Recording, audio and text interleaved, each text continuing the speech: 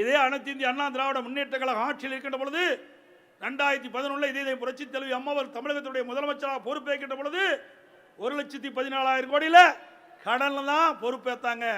திமுக 1,14,000 கோடியில் கடனில் விட்டுட்டு போனாங்க.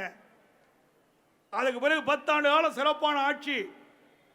அம்மா 5.5 ஆண்டு காலம், அதுக்கு பிறகு அம்மாவுடைய அரசு 4.5 ஆண்டு காலம், 10 ஆண்டு காலம் சிறப்பான ஆட்சி கொடுத்தோம். அந்த சிறப்பான ஆட்சியிலே பல்வேறு திட்டங்கள் நான் ஏற்கனவே குறிப்பிட்டேனே, பாலங்கள், சாலைகள், மருத்துவமனைகள், அதே போல ஒரே ஆண்டில் 11 மருத்துவக் கல்லூரி, அம்மா இருக்கும்போது 6 மருத்துவக் கல்லூரி, கால்நடை பூங்கா 1000 கோடியில் ஆசியாவிலே மிகப்பெரிய கால்நடை பூங்கா தலைவாசலில் கட்டி கொடுத்துருக்கிறோம். அதை கூட திறக்க மனம் இல்லை. அரசியல் கால் பிடிச்சிருக்காருமாங்க. நாம் கட்டியதை கூட திறக்க திராணியற்ற அரசாங்கம் தான் இன்றைய இருக்கிற அரசாங்கம்.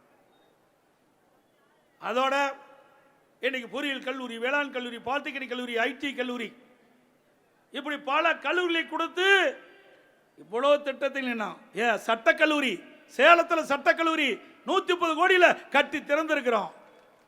திறந்தது அவர், கொண்டாந்தது நாம. எண்ணி பாருங்க, இந்த 11 மருத்துவக் கல்லூரியும் அவர் தான் திறக்கிறார். கொடுமை.